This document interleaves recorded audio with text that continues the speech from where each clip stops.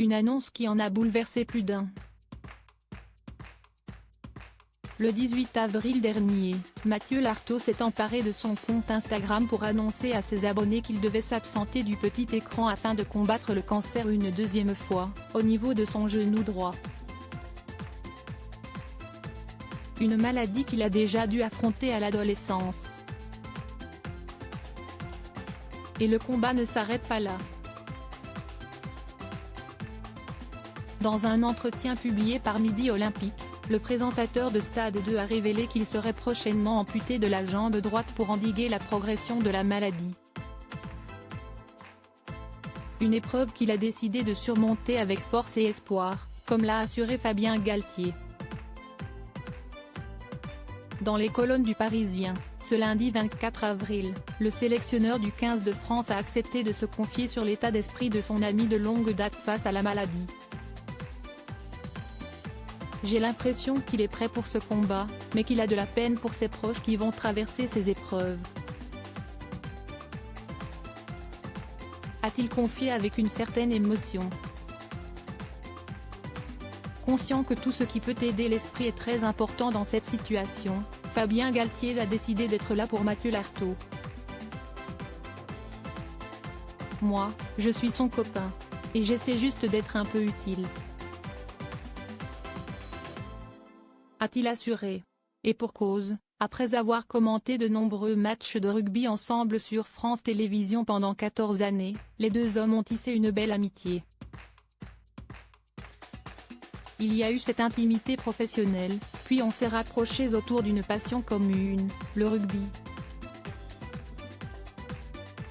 Un soutien de taille qui permettra certainement à Mathieu Lartaud de trouver du réconfort mais aussi de la force dans ce moment compliqué. Supérieur à photo, Claudia Tagbo, Michel Simès, Clémentine Célarié.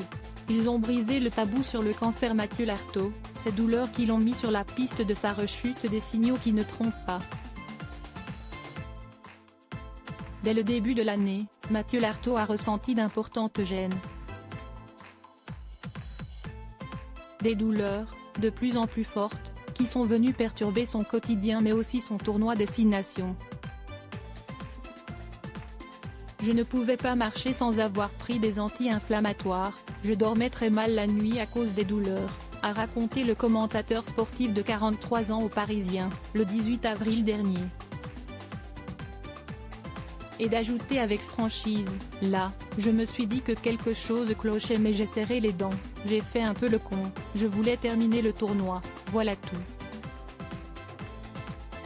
Malgré ces douleurs, Mathieu Lartaud n'a jamais rien laissé paraître sur le petit écran. De quoi susciter l'admiration de son ami Fabien Galtier.